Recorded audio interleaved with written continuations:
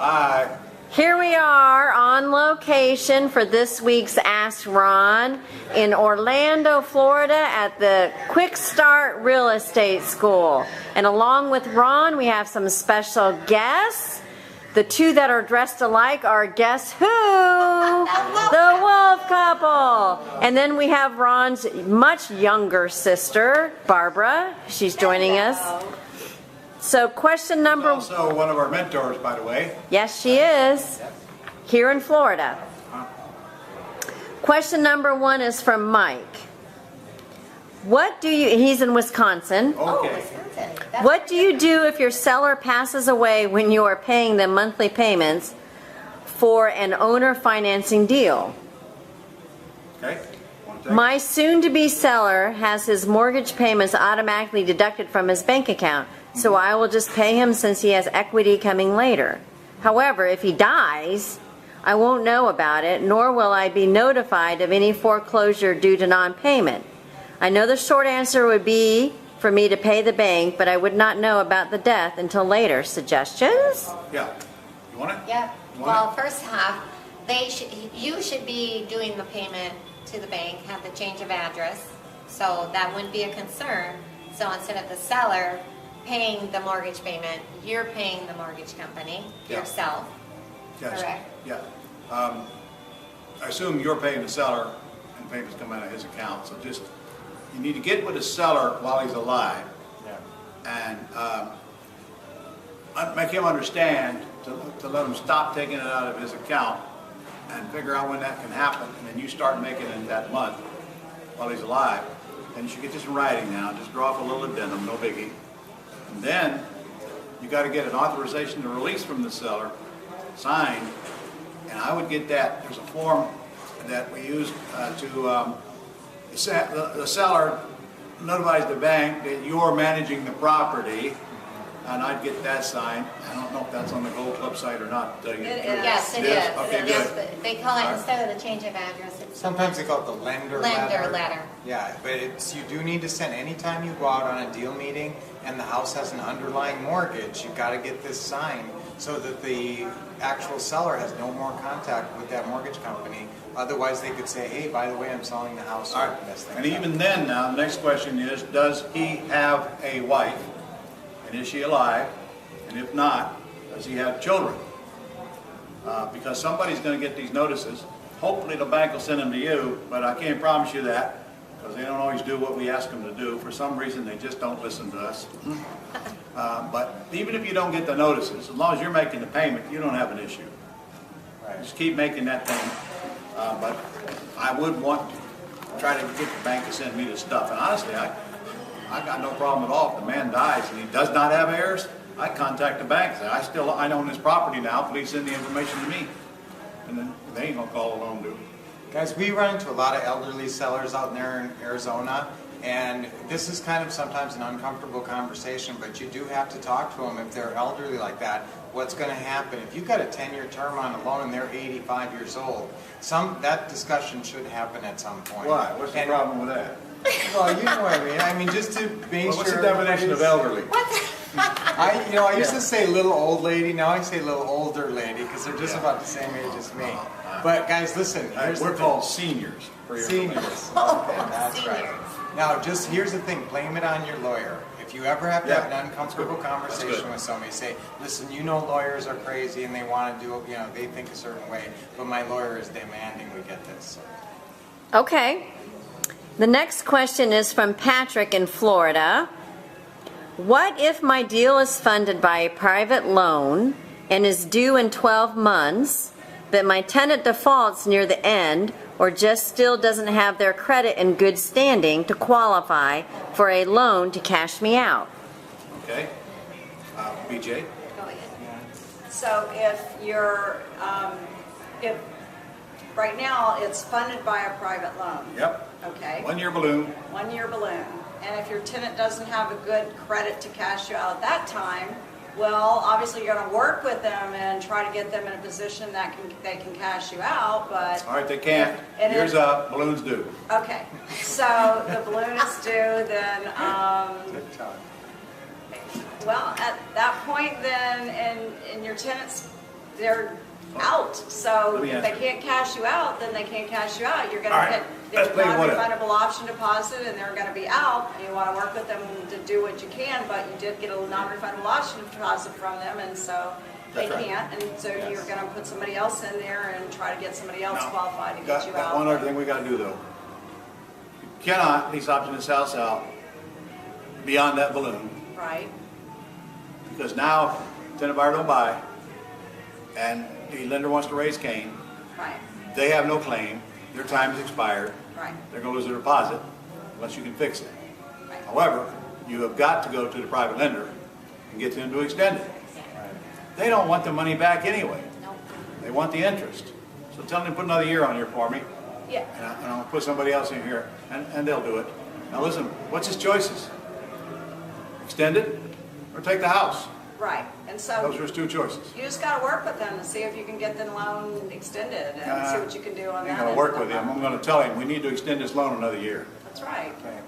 Or you're Yeah. gonna get it from somewhere else too. We just did a deal like that on a partner deal. Remember, guys, you can partner in the mentoring program. We did partner with a student in Baton Rouge, and we did that on a deal very recently. And here's the other thing, guys. Beyond, if you can't get an extension, remember, you can sell the house for cash. If you just, you've got an option on the property. So if your tenant buyer has expired, sell it for cash if you can. Well, he bought the property or he wouldn't have a balloon. He's got a Yeah. private loan. He said he had a private Okay. loan. so Anyway, deal with a you gotta lender. work with the Sell lender. for They'll deal. Okay, another question from Patrick in Florida. What does it mean to give a seller a second mortgage, and how is this done? Well, you're not giving, should be wrapping it around their existing mortgage. He can do a but second sometimes- mortgage if he wants to. Yes. All right. And so, Let's do an example, make it easy. okay, Okay, house worth 300, okay, seller owes 200 on first, and he wants a mortgage for another 50. right, Okay, that means you're taking the first subject to, and you're having your attorney create a $50,000 second Right. mortgage. It's that simple. The attorney records the $50,000 mortgage and second, because there's already a first on it. it just means it's in second position, that's all. Yeah.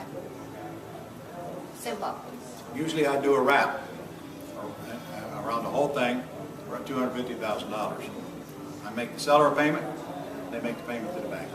And also, if the seller wants to go to try to get a second mortgage, doing a wrap is sometimes recommended, right? Yeah, if they're trying to get qualified To for another. qualify. You mean they want to go get another house? A house, Please, I mean. let's don't go into that. Okay. Yeah, because here's another related question from Roxanne in Florida. She says, what about if the seller has equity that he wants to be paid for? Would I still use a wrap? Geez, that's a broad question, Roxanne. Yeah, it is. Okay. The whole purpose of a wrap is to give the seller some equity usually, but when you get cashed out, they get paid. There's a couple, So I need some more numbers. Then she says, then make the mortgage an amount which includes the equity, not just the underlying debt.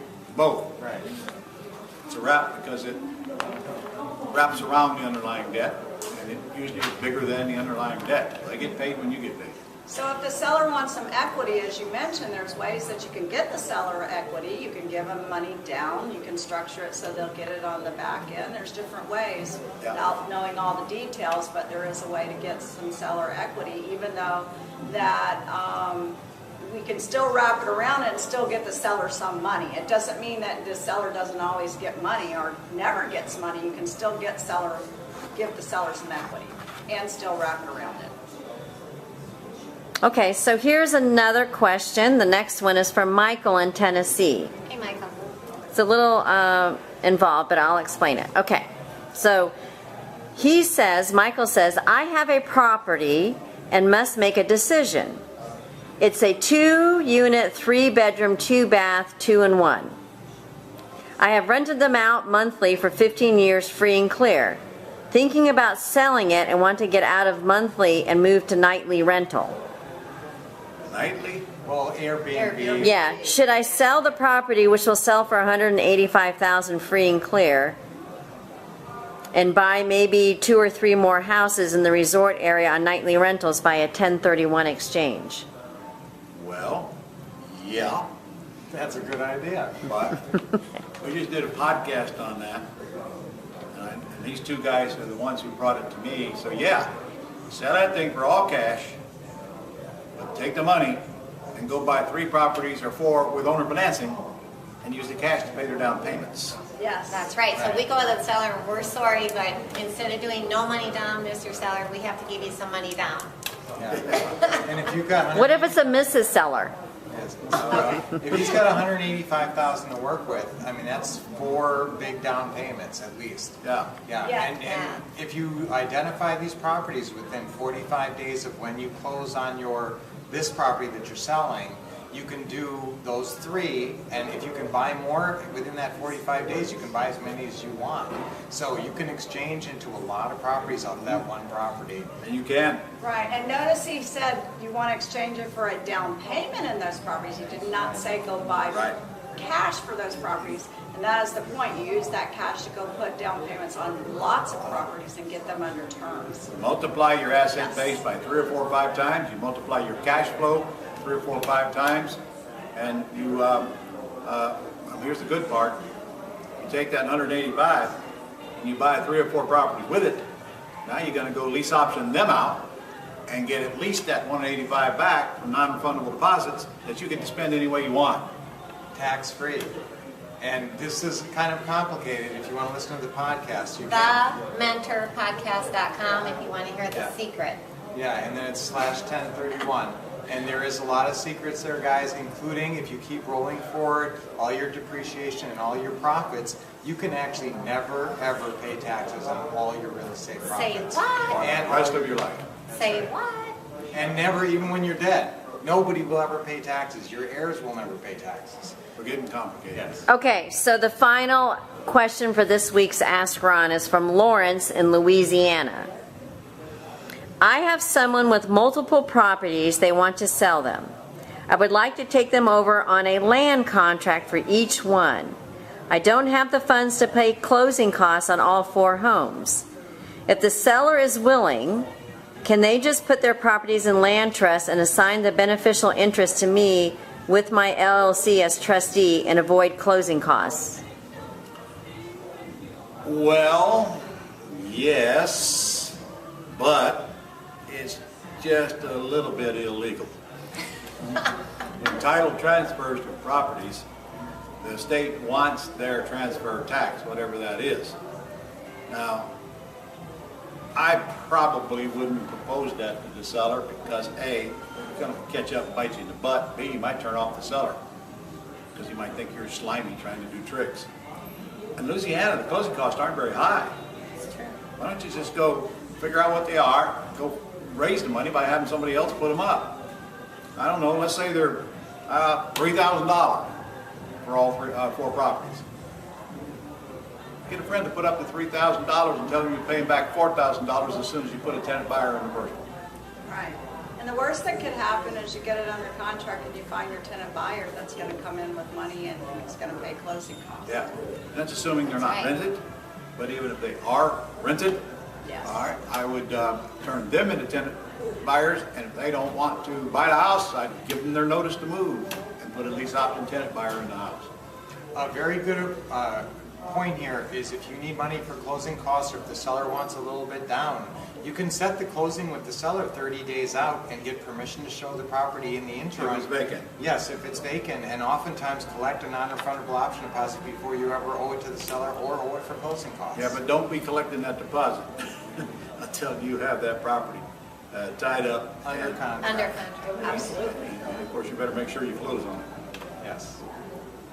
All right. Okay, so any closing remarks for your viewers this week? Well, we sure had some awesome seller calls last night. Oh, we did. This is a great event. Oh, These my are great goodness. people. You've got about 115 people in here, and they are excited. You wouldn't believe the stuff we just showed them. I mean, they're on fire. These deals are ridiculous. Off the charts. In fact, we did $1 million house today. No, $1.3 million house with 0 down. Zero Nothing down, $1.3 million house. We're going to go get a contract on it, aren't you? Yes, Brian's going out tomorrow. Yep.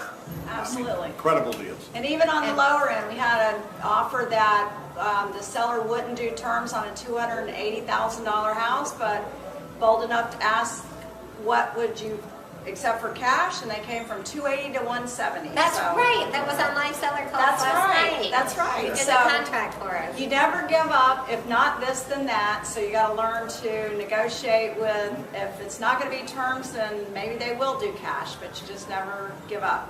Yep, we said, is that the best you can do? And the seller said, well, since you're paying cash, I could drop down to 170. Yeah, everybody's jaws dropped in there. It was great. Yeah, that was live, but everybody listening.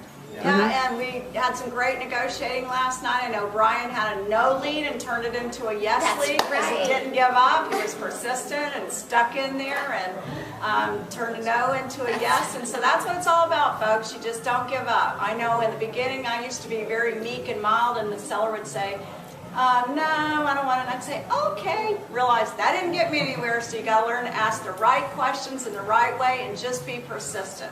So again, if they won't do that, then you ask them for something else. Ask them, well, how much equity you have, a little or a lot? Maybe they just really mean they want cash for their equity, and sometimes that just means a down payment. So- Never give up. What you're saying is that you've learned to be a pain in the ass. No, She's I'm been a not- pain in the ass her whole life. No, That's what you I'm- practice. no, I've learned to be Maybe it's in the persistent. gene pool. Never give up. It's in the gene pool. I'm always nice. Sellers always want to talk to me, but so I just learned. Barbara, you are the nice sibling. That's right. Actually, Dave's very nice too. Yeah. I don't know what happened. Dave's the nice brother. He's 80 years old, he's gotta be nice. I just learned how to ask good questions. Be persistent. All right. Good job, Barbara. Okay, guys, see you next week. Why don't you get something going? I mean, year's half over, let's get moving. Yes. Put it right on again. So go out there and get some deals. Don't let the rest of this year go by without doing anything. It's really not that complicated. A little training, a little implementation. You're a member of the Gold Club. We're already sending you leads every single day. Just get my scripts, which are all brand new incidentally, as of here. Call some sellers, read the scripts. Pretty soon you're going to get a deal. Look, if she can get one, you can get one. That's right. And you guys should just never give up. If she can get one, you can get one. She ain't that good on them. She is pretty great. Summer's hot, guys. Get out there, get a deal by the end of summer. All right, see you next week.